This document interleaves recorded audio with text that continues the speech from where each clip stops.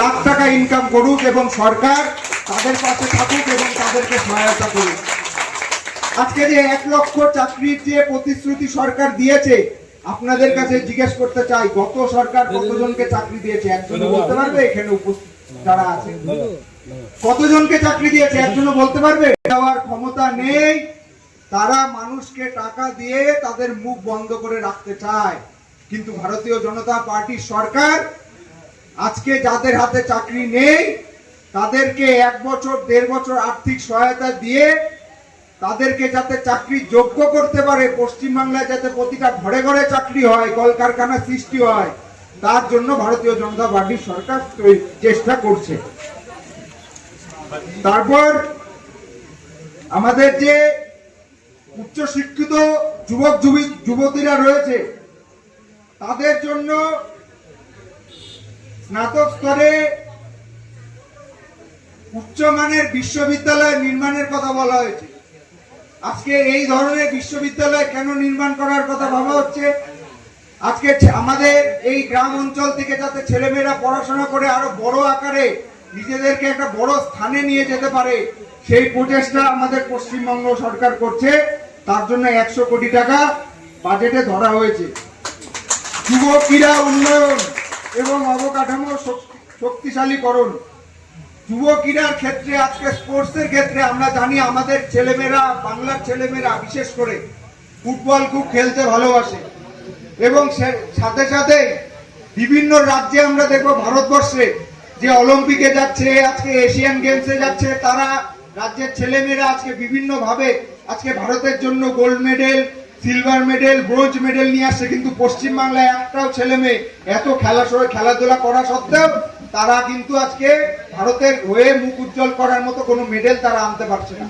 তাই এই পশ্চিমবঙ্গ সরকার যাতে স্পোর্টস ইউনিভার্সিটি তৈরি করতে পারে এবং ছেলে মেয়েদের যাতে পেশাদার প্রফেশনাল ট্রেনিং যাতে দিতে পারে, তার জন্য 150 কোটি টাকা বরাদ্দ করেছে এবং আন্তর্জাতিক মানের স্টেডিয়াম ও ইনডোর স্টেডিয়ামের জন্য 20 কোটি টাকার বরাদ্দ এই সরকার, পশ্চিমবাংলা সরকার করেছে। প্রতিটি বিধানসভায়, আমরা যারা এই বিধানসভায় বসবাস করছি, এই বিধানসভা এলাকাতেও মিনি ইনডোর স্টেডিয়াম করার কথা ভাবনা চিন্তা করা হচ্ছে। প্রযুক্তি নির্ভর দক্ষতা এবং কর্মসংস্থানের নতুন দিগন্ত, ABGCXR প্রশিক্ষণ প্রকল্প চালু করা হবে। প্রতি বছর 1 লক্ষ যুবক যুবতী প্রশিক্ষণ দেওয়া হবে এবং 500টি কন্টেন্ট ক্রিয়েটর ল্যাব স্থাপন করা হবে। আমরা যারা কন্টেন্ট বানাই বিভিন্ন বিষয়ের উপরে, মানে ওই নাচ গান ওর উপরে নয় যে বিভিন্ন জায়গায় আমরা রাস্তার উপরে নাচ করছি, সেই ধরনের কন্টেন্ট নয়। আমরা আমাদের গ্রামের কোনো বিশেষ বিষয়কে আমরা তুলে ধরছি, আমরা কোনো জায়গায় রাস্তা নেই, ভালো ব্যবস্থা নেই, সেই ধরনের কন্টেন্ট বানাচ্ছি। আমাদের গ্রামে কোনো মানুষজন আছে যাদের কথা কেউ বলে না, তাদেরকে নিয়ে আমরা ভিডিও কন্টেন্ট বানাচ্ছি। শিক্ষামূলক, এই রাজ্যের জ্ঞানমূলক এবং বিভিন্ন রকম আলোচনামূলক কন্টেন্ট আমরা যারা তৈরি করি, সেই সমস্ত ব্যক্তিদের জন্য 50 কোটি টাকা বরাদ্দ করে কন্টেন্ট ক্রিয়েটর ল্যাব তৈরি করার কথা ভাবনা হচ্ছে। এবং সবথেকে বেশি যেটা উৎসাহ, 2 লক্ষ যুবক উদ্যোক্তাদের জন্য প্রত্যেক 10 লক্ষ পর্যন্ত সহায়তা দেওয়া হবে। স্টার্ট আপ সম্পর্কে আমাদের ভাবনা চিন্তা করতে হবে। আমরা যারা বাড়িতে বসবাস করছি আমরা জানি যে পশ্চিমবাংলার যে অর্থনৈতিক পরিস্থিতি, সেই অর্থনৈতিক পরিস্থিতির মেরুদণ্ড ছিল আমাদের মায়েরা, বোনেরা। প্রত্যেকটা বাড়িতে আগে আমাদের কি করা হতো, বিভিন্ন ভাবে তারা হাতের কাজ জানতো, বিভিন্ন ক্ষেত্রে তাদের সেই সমস্ত হাতের কাজের জিনিসেরা মাটির পুতুল হতে পারে, কাঁথার সেলাই হতে পারে, শাড়ির কাজ হতে পারে, বিভিন্ন রকম কাজ হতে পারে। তারা সেই সমস্ত জিনিস কি করতো, বাজারে বিক্রি করতো এবং কিছুটা আর্থিক সংগ্রহ করে তারা সেই টাকা দিয়ে মানে নিজের সংসার চালাতো।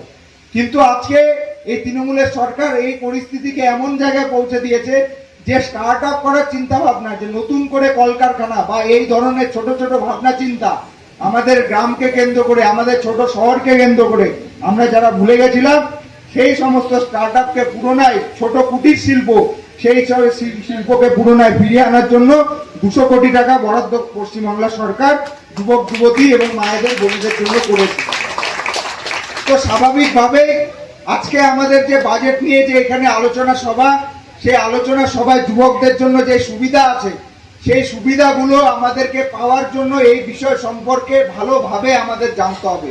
তার জন্য ভারতীয় জনতা পার্টি যে সমস্ত কার্যকর্তারা সাবধান, যে যারা এখানে যারা মানে পঞ্চায়েতের সদস্য আছে তৃণমূলের বা আগের পুরানো যারা রয়েছে তাদের কাছে যাবেন না, তো ধোকাধারী ছাড়া আর কিচ্ছু পাবেন না।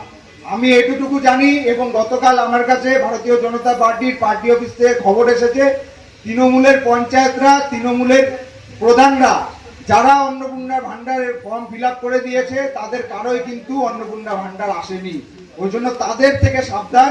সেই কারণে ভারতীয় জনতা পার্টির এখানে কার্যালয় আছে, ভারতীয় জনতা পার্টির কার্যকর্তারা আছে, তাদের সাথে কথা বলে এই বাজেট থেকে মায়েরা, বোনেরা, যুবক যুবতীরা আমরা কি কি লাভ নিতে পারি। এই যে 200 কোটি 400 কোটি এই যে টাকা যে আমরা শুনছি, এটা অনেক বড় অ্যামাউন্ট, অনেক বড় টাকা।